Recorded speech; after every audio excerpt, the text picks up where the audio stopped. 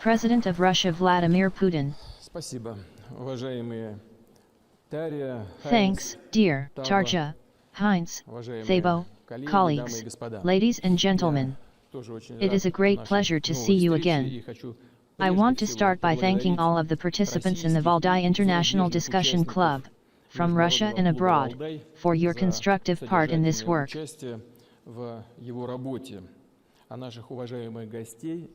And I want to thank our distinguished guests for their readiness to take part in this open discussion. Our esteemed moderator just wished me a good departure into retirement, and I wish myself the same, when the time comes. This is the right approach and the thing to do. But I am not retired yet, and am for now the leader of this big country. As such, it is fitting to show restraint and avoid displays of excessive aggressiveness. I do not think that this is my style in any case. But I do think that we should be frank with each other, particularly here in this gathering. I think we should hold candid, open discussions, otherwise our dialogue makes no sense and would be insipid and without the slightest interest. I think that this style of discussion is extremely needed today given the great changes taking place in the world. The theme for our meeting this year, The Future in Progress, Shaping the World of Tomorrow, is very topical. Last year, the Valdai Forum participants discussed the problems with the current world order. Unfortunately, little has changed for the better over these last months. Indeed, it would be more honest to say that nothing has changed. The tensions engendered by shifts in distribution of economic and political influence continue to grow. Mutual distrust creates a burden that narrows our possibilities for finding effective responses to the real threats and challenges facing the world today. Essentially, the entire globalization project is in crisis today, and in Europe, as we know well, we hear voices now saying that multiculturalism has failed. I think this situation is in many respects the result of mistaken, hasty and to some extent overconfident choices made by some countries' elites a quarter of a century ago. Back then, in the late 1980s, early 1990s, there was a chance not just to accelerate the globalization process but also to give it a different quality and make it more harmonious and sustainable in nature. But some countries that saw themselves as victors in the Cold War, not just saw themselves this way but said it openly, took the course of simply reshaping the global political and economic order to fit their own interests.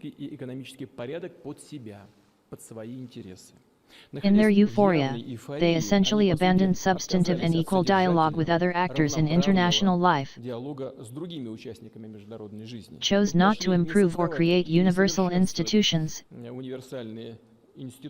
and attempted, instead, to bring the entire world under the spread of their own organizations, norms and rules. They chose the road of globalization and security for their own beloved selves, for the select few, and not for all. But far from everyone was ready to agree with this. We may as well be frank here, as we know full well that many did not agree with what was happening. But some were unable by then to respond, and others were not yet ready to respond.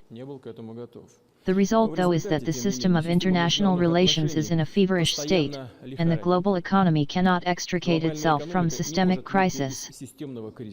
At the same time, rules and principles, in the economy and in politics, are constantly being distorted. And we often see what only yesterday was taken as a truth, and raised to dogma status, reversed completely. If the powers that be today find some standard or norm to their advantage, they force everyone else to comply. But if tomorrow these same standards get in their way, they are swift to throw them in the bin, declare them obsolete, and set, or try to set new rules. Thus, we saw the decisions to launch airstrikes in the center of Europe, against Belgrade, and then came Iraq, and then Libya. The operations in Afghanistan also started without the corresponding decision from the United Nations Security Council. In their desire to shift the strategic balance in their favor, these countries broke apart the international legal framework that prohibited deployment of new missile defense systems. They created and armed terrorist groups, whose cruel actions have sent millions of civilians into flight, made millions of displaced persons and immigrants, and plunged entire regions into chaos. We see how free trade is being sacrificed and countries use sanctions as a means of political pressure, bypass the World Trade Organization and attempt to establish closed economic alliances with strict rules and barriers, in which the main beneficiaries are their own transnational corporations. And we know this is happening. They see that they cannot resolve all of the problems within the WTO framework, and so think, why not throw the rules and the organization itself aside and build a new one instead? This illustrates what I just said. At the same time, some of our partners demonstrate no desire to resolve the real international problems in the world today.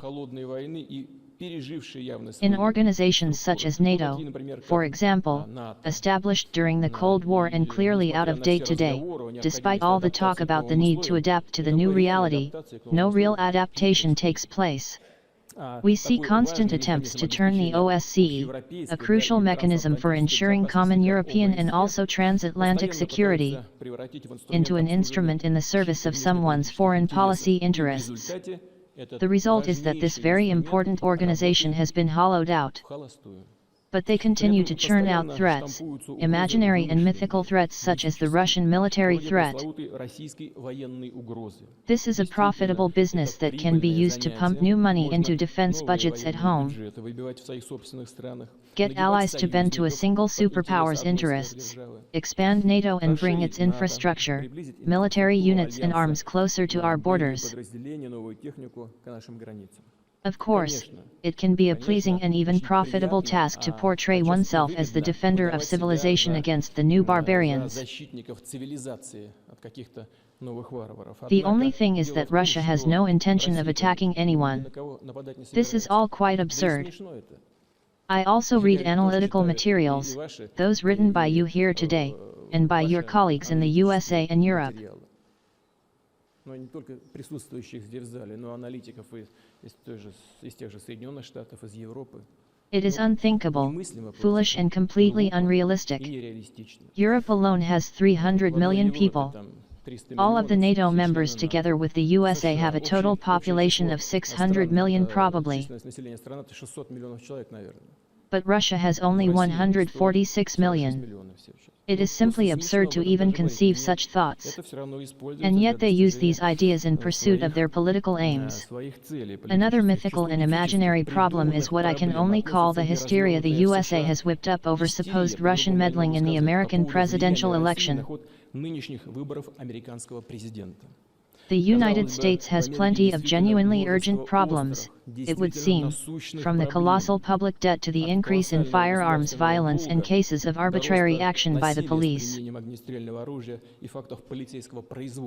You would think that the election debates would concentrate on these and other unresolved problems. But the elite has nothing with which to reassure society, it seems, and therefore attempts to distract public attention by pointing instead to supposed Russian hackers, spies, agents of influence and so forth. I have to ask myself and ask you too, does anyone seriously imagine that Russia can somehow influence the American people's choice? America is not some kind of banana republic, after all, but is a great power. Do correct me if I am wrong. The question is, if things continue in this vein, what awaits the world? What kind of world will we have tomorrow? Do we have answers to the questions of how to ensure stability, security and sustainable economic growth? Do we know how we will make a more prosperous world?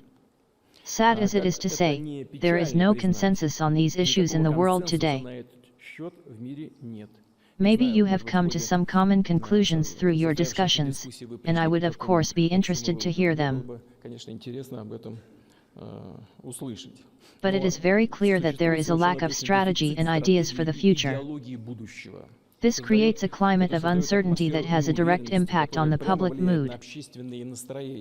Sociological studies conducted around the world show that people in different countries and on different continents tend to see the future as murky and bleak. This is sad. The future does not entice them, but frightens them. At the same time, people see no real opportunities or means for changing anything, influencing events and shaping policy.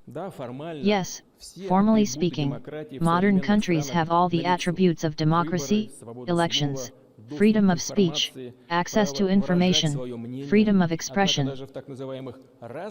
But even in the most advanced democracies, the majority of citizens have no real influence on the political process, and no direct and real influence on power. People sense an ever-growing gap between their interests and the elite's vision of the only correct course, a course the elite itself chooses. The result is that referendums and elections increasingly often create surprises for the authorities. People do not at all vote as the official and respectable media outlets advised them to, nor as the mainstream parties advised them to. Public movements that only recently were too far left or too far right are taking center stage and pushing the political heavyweights aside. At first, these inconvenient results were hastily declared anomaly or chance. But when they became more frequent, people started saying that society does not understand those at the summit of power and has not yet matured sufficiently to be able to assess the authorities' labor for the public good. Or they sink into hysteria and declare it the result of foreign, usually Russian propaganda. Friends and colleagues, I would like to have such a propaganda machine here in Russia, but regrettably, this is not the case. We have not even global mass media outlets of the likes of CNN, BBC and others. We simply do not have this kind of capability yet. As for the claim that the fringe and populists have defeated the sensible, sober and responsible minority, we are not talking about populists or anything like that, but about ordinary people, ordinary citizens, who are losing trust in the ruling class. That is the problem. By the way, with the political agenda already eviscerated as it is, and with elections ceasing to be an instrument for change but consisting instead of nothing but scandals and digging up dirt, who gave someone a pinch, who sleeps with whom, if you'll excuse me. This just goes beyond all boundaries. And honestly, a look at various candidates' platforms gives the impression that they were made from the same mold. The difference is slight, if there is any.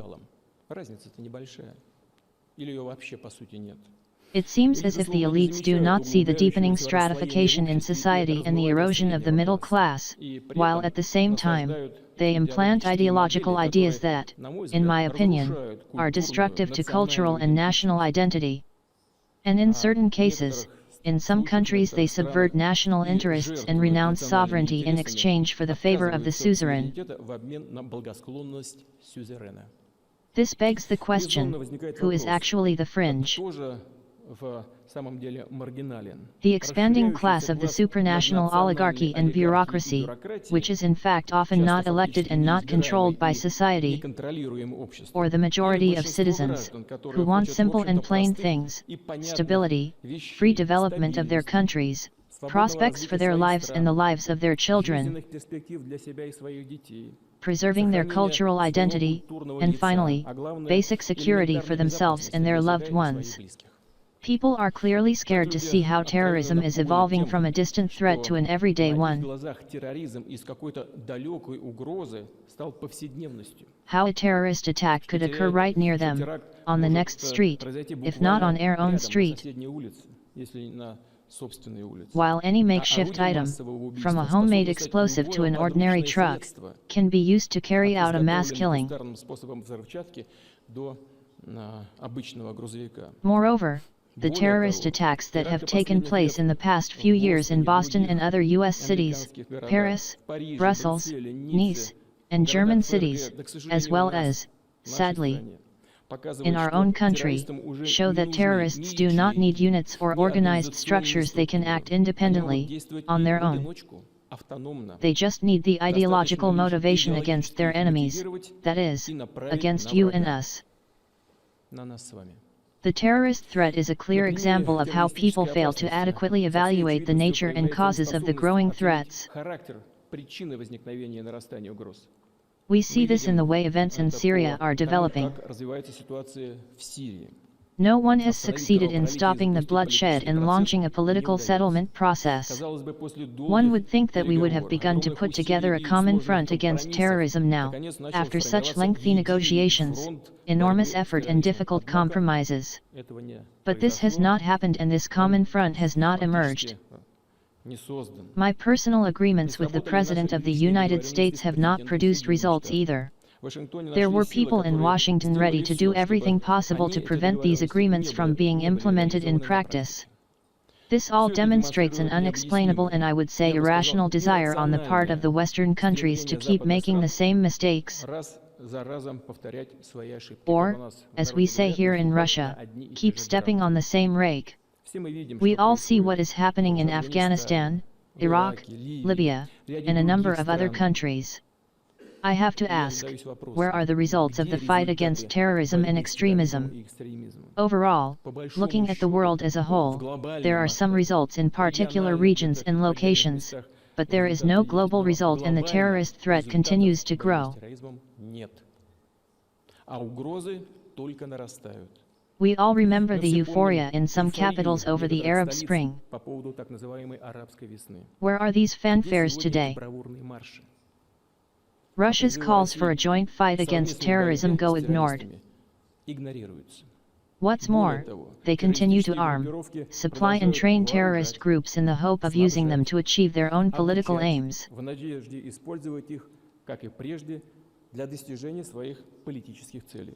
This is a very dangerous game and I address the players once again. The extremists in this case are more cunning, clever and stronger than you, and if you play these games with them, you will always lose.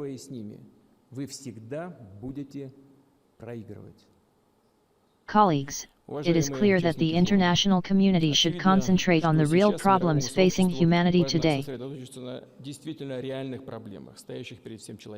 The resolution of which will make our world a safer and more stable place and make the system of international relations fairer and more equal. As I said, it is essential to transform globalization from something for a select few into something for all. It is my firm belief that we can overcome these threats and challenges only by working together on the solid foundation of international law and the United Nations Charter. Today it is the United Nations that continues to remain an agency that is unparalleled in representativeness and universality, a unique venue for equitable dialogue. Its universal rules are necessary for including as many countries as possible in economic and humanitarian integration, guaranteeing their political responsibility and working to coordinate their actions while also preserving their sovereignty and development models. We have no doubt that sovereignty is the central notion of the entire system of international relations. Respect for it and its consolidation will help underwrite peace and stability both at the national and international levels.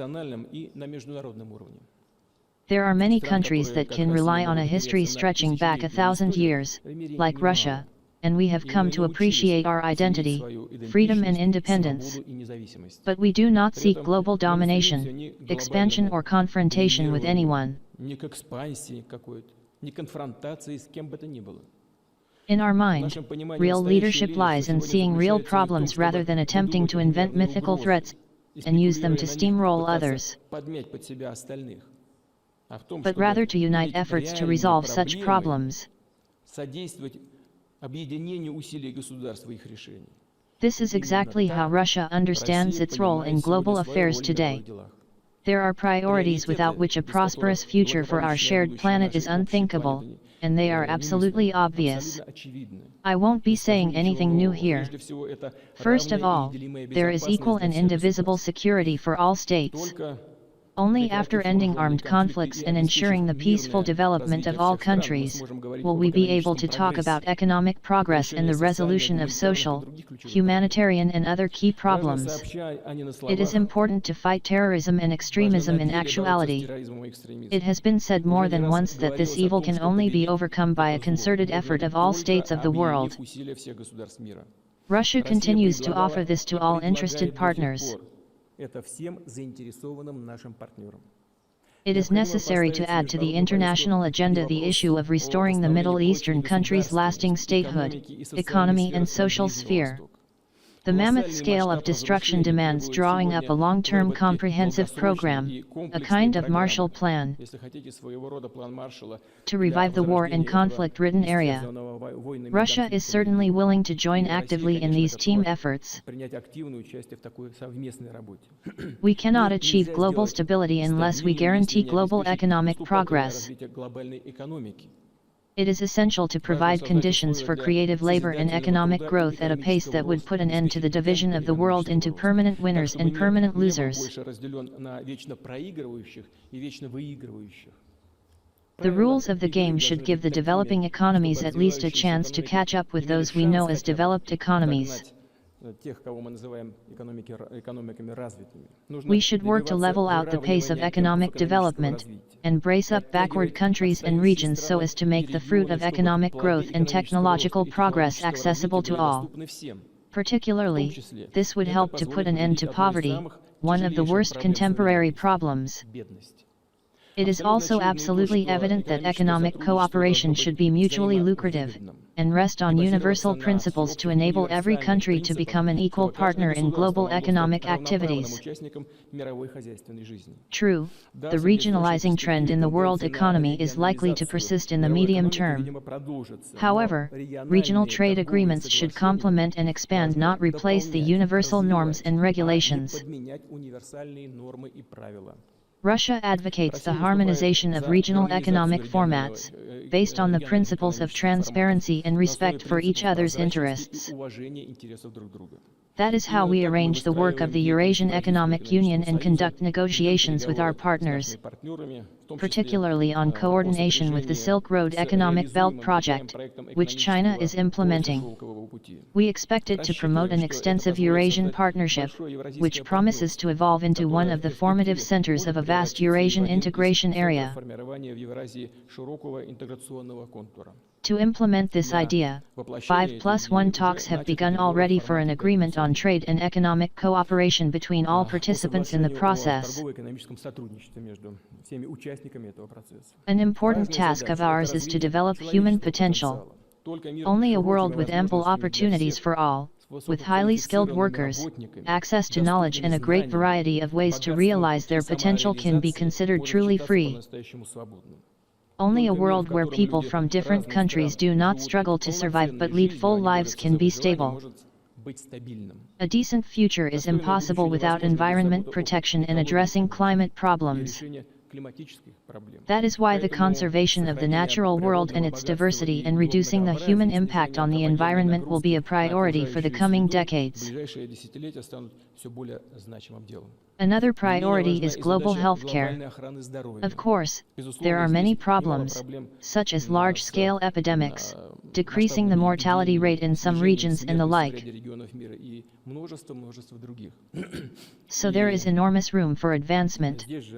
All people in the world, not only the elite, should have the right to healthy, long and full lives. This is a noble goal.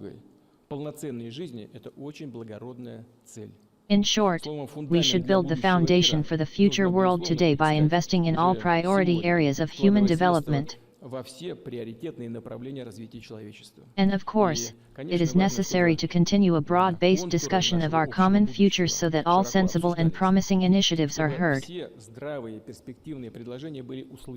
Colleagues, ladies and gentlemen, I am confident that you, as members of the Valdai Club, will actively take part in this work. Your expertise enables you to understand all angles of the processes underway both in Russia and in the world, forecast and evaluate long-term trends, and put forward new initiatives and recommendations